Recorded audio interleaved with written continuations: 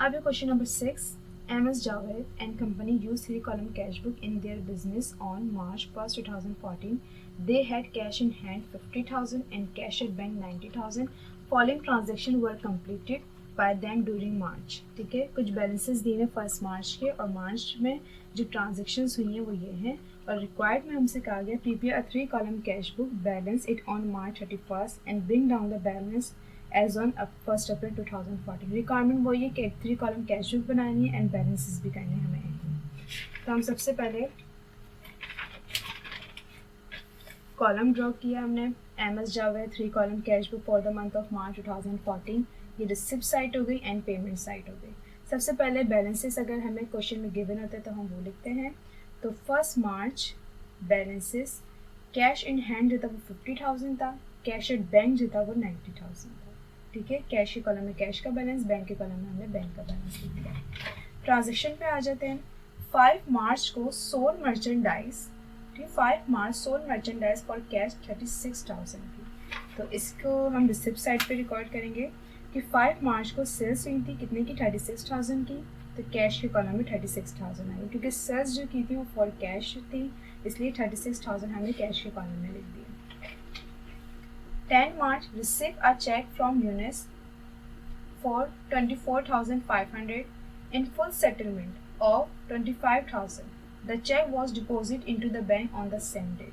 Receive किया था check Younis से 24,500 का, ठीक है, और फुल सेटलमेंट जो हुई थी वो 25,000 के अकाउंट की हुई थी. ठीक है, तो 25,000 का अकाउंट था जो कि उसकी सेटलमेंट हो गई थी 24,500 में. ठीक है, तो इसमें जो डिफरेंस आ रहा है वो 500 का आ रहा है. इट्स मीन वो सेल डिस्काउंट. ठीक है, the cheque was deposit into the bank on the same date. ठीक है, तो हमने इसकी एंट्री को किस तरीके से कैश बुक में रिकॉर्ड किया कि 10 मार्च अकाउंट रिसीवेबल, 500 तो सेल डिस्काउंट में आ गया. रिसीव चेक कितने का किया था, 24,500 का किया था, लेकिन उसी दिन वो डिपॉजिट करा दिया तो इसलिए 24,500 बैंक के कॉलम में गए.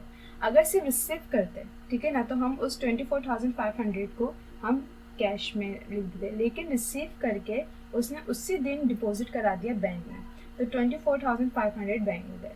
ठीक है, 15 मार्च को pay cash to Munir ₹22,700 in full settlement of his account of 23,000. अब 23,000 की जो फुल सेटलमेंट हुई है वो 22,700 में हुई है और पे करा है कैश मुनीर को. तो इनसे कोई परचेज वगैरह की थी जो कैश पे हुआ है, लेकिन 23,000 हमें पे करने थे, लेकिन 22,700 दिए. It's mean purchase discount. तो यहाँ पर हमने लिखा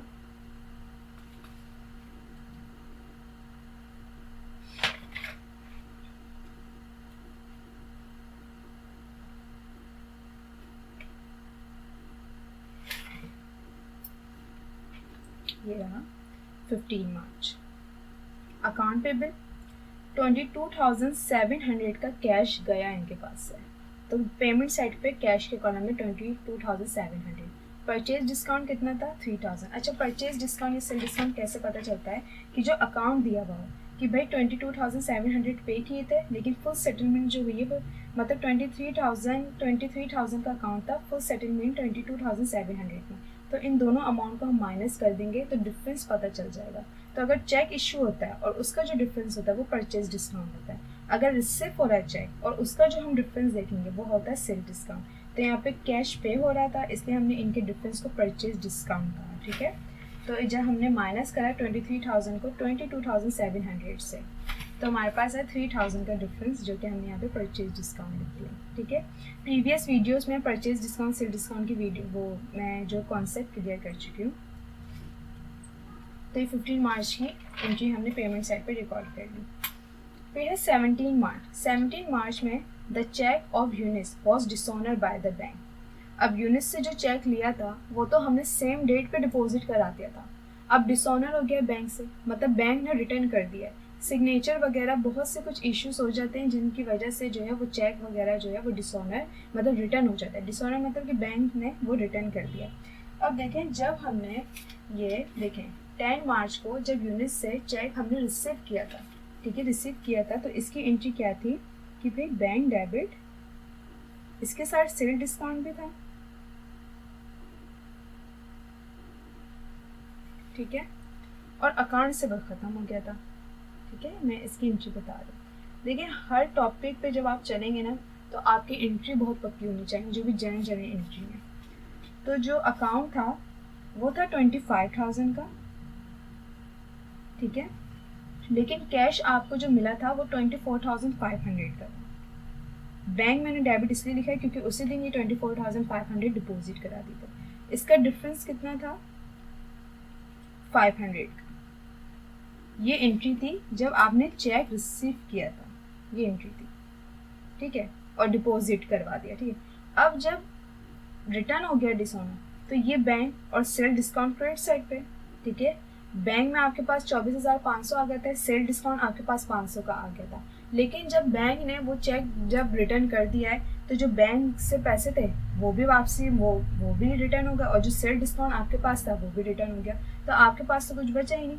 तो इसकी जो है वो कंबाइंड एंट्री, अब देखें बैंक एंड सेल डिस्काउंट, ठीक है, दोनों को ही हम कैश बुक में रिकॉर्ड करते हैं। जब एक एंट्री बनी हुई हो और उसमें दो चीज़ें हों और उन दोनों को हमें रिकॉर्ड करना है कैश बुक में, तो वो होती है कंबाइंड एंट्री।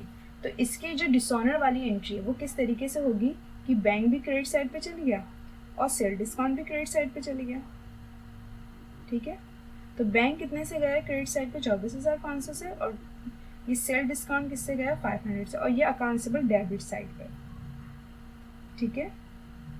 मतलब ये हुआ कि 25,000 जो हमें उस बंदे से लेने थे वो अभी भी लेने ही हैं। हमने लेके बैंक में डिपॉजिट करा दिया, बैंक ने चेक डिसऑनर कर दिया, तो बात वहीं की वहीं आ गई कि 25,000 रुपये जो हैं वो अभी तक हमने रिसीव ही नहीं करे। अभी 24,500 जो बैंक में हमने डिपॉजिट कर दिए थे और सेल डिस्काउंट जो हमने रिसिप्ट साइड पे जो है वो बस वो रिकॉर्ड कर लिया था, अब वो हमें सबको हटाना है वहाँ से, ठीक है। तो बैंक जब क्रेडिट साइड पे जाता है तो फिर बैंक की जो अमाउंट होती है वो हम पेमेंट साइड पे रिकॉर्ड करते हैं, और सेल डिस्काउंट क्रेडिट साइड पे चले गया तो उसको तो हम रिसिप्ट साइड पे ही माइनस करेंगे। तो जब एक ही दो बातें हों और दोनों बातों को हमने कैश बुक में रिकॉर्ड करना है, लेकिन एक को पेमेंट साइड पे और एक को रिसिप्ट साइड पे, तो उसको हम कंबाइंड एंट्री कहते हैं, ठीक है। तो इसकी एंट्री थोड़ी डिफरेंट है। तो इसकी इस तरीके से बनेगी, जो डेट थी यहाँ पर वो थी ये रही, इसकी जो डेट थी डिसऑनर वाली वो थी 17 मार्च। तो 17 मार्च की रिसिप्ट साइड पे जो मैं एंट्री मतलब जो अमाउंट रिकॉर्ड करूँगी अकाउंट रिसीवेबल करके कंबाइंड एंट्री कि 500 का जो सेल डिस्काउंट था वो मैंने माइनस कर दिया क्योंकि चला गया, ठीक है। और फिर मैं इसी की यहाँ पे कंबाइंड एंट्री बनाऊंगी 17 मार्च अकाउंट रिसीवेबल कंबाइंड एंट्री 24,500 जो मैंने यहाँ पे डिपॉजिट कर दिए थे, अब मैं इसको यहाँ से लेस कर रही हूँ, ठीक है। तो बैंक जब क्रेडिट साइड पे होता है तो मुझे पेमेंट साइड पे उसको रिकॉर्ड करना होता है, ठीक है। यहाँ से हम ये नहीं कि जैसे सेल डिस्काउंट हमने यहाँ से माइनस किया तो यहाँ से बैंक भी माइनस कर दे, नहीं, अगर बैंक क्रेडिट साइड पे तो यहाँ से माइनस नहीं होगा, उसको हम पेमेंट साइड पे लिख देंगे, ठीक है। तो इसलिए इसको हमने कंबाइंड एंट्री कहा, ठीक है। 17 मार्च के बाद 26 मार्च की ट्रांजेक्शन है विड्रॉ फ्रॉम बैंक 2,000 टू पे द रेजिडेंशियल फ्लैट रेंट, ठीक है। तो बैंक से विड्रॉ हुआ है कैश, बैंक से विड्रॉ हुआ है 2,000 का, ठीक है, और फ्लैट का रेंट, अच्छा रेजिडेंशियल क्या, जिसमें ऑनर रह रहे हैं, ठीक है। तो ये ड्राइंग है, ठीक है, ऑनर ने अपने फ्लैट का रेंट जो है वो पे किया है जो कि 2,000 का है, और कैश जो है वो बैंक से विड्रॉ हुआ, तो drawing debit and cash credit होगा, ठीक है। तो यहाँ पे हमने 26 मार्च ड्राइंग और बैंक से 2,000 विड्रॉ हुआ है, तो इसलिए बैंक के कॉलम में हमने 2,000 लिख दिया। 2,000 किस वजह से निकालें वो वजह नहीं लिखनी होती है हमने ड्राइंग में, बस ये है कि बिजनेस से क्या चीज़ विड्रॉ हो रही है पर्सनल यूज़ के लिए, तो भाई कैश विड्रॉ हुआ लेकिन बैंक से, तो drawing debit and bank credit इसकी एंट्री होगी। तो हमने 26 मार्च ड्राइंग और 2,000 जो है वो हमने यहाँ पे बैंक में लिख दिया। लेकिन इसके आगे एक और ट्रांजेक्शन थी, वो ये थी कि जैसे कि विड्रॉ फ्रॉम बैंक से 2,000 तो फ्लैट के रेंट के लिए पे किए, ठीक है, लेकिन 6,000 भी बैंक से विड्रॉ हुआ ऑफिस रेंट के लिए। लेकिन यहाँ पे ऑफिस यूज होता है ना, तो यहाँ पे हम ये लिख देते भाई कैश डेबिट बैंक क्रेडिट, लेकिन उन्होंने यहाँ पे ये वजह बता दी है कि ऑफिस रेंट पे हुआ है, तो फिर हम यहाँ पे ऑफिस रेंट एक्सपेंस से जो है वो एंट्री रिकॉर्ड करेंगे, और एक्सपेंस जो पे होता है उसको हम पेमेंट साइड पे लिखते हैं। तो 26 मार्च को ऑफिस रेंट भी लिख सकते हैं, मैंने सिर्फ रेंट एक्सपेंस लिखी, तो रेंट एक्सपेंस पे हुआ है 6,000 का लेकिन बैंक से, ठीक है, कैश से नहीं हुआ, बैंक से पे हुआ, ठीक है। तो यहाँ पे हमने 26 मार्च रेंट एक्सपेंस और बैंक के कॉलम में 6000 लिख दिया, ठीक है। इसके अलावा और कोई ट्रांजेक्शन नहीं थी। अगर ये होता है कि withdraw from bank for office use या बिजनेस यूज़ के लिए, तो वो फिर कैश डेबिट बैंक क्रेडिट होता है। अगर ऑफिस यूज़ और बिजनेस यूज़ के लिए कैश विड्रॉ हो रहा है और वो वजह बता दी जाए यहाँ पर, तो फिर हम वो वजह लिखेंगे कि भाई ऑफिस रेंट एक्सपेंस पे हुआ है और बैंक से पैसा निकला है, तो इसलिए बैंक के कॉलम में ये 6000 लिख दिए, ठीक है। सारी ट्रांजेक्शन इसकी ख़त्म हो चुकी हैं। अब हम बैलेंस कर लेते हैं, ठीक है। तो अगर देखा जाए तो सेल डिस्काउंट 500 का था, लेकिन वो ख़त्म हो गया, इसलिए नहीं, कोई सेल डिस्काउंट नहीं। कैश के कॉलम को हमने प्लस किया, अच्छा 6000 नहीं है, ठीक है, इसको आप कंसिडर नहीं कर लिएगा। सिर्फ 50,000 और 36,000, ये 86,000 हो गए, 90,000, 24,500 एंड बस ये दो चीज़ें थी, तो ये 1,14,500। फिर हमने पेमेंट साइड को टोटल किया, तो ये परचेज डिस्काउंट आ गया, ये 22,700 आ गया, ये 24,500, 2,000, 6,000, ये हो गया 32,500, ठीक है।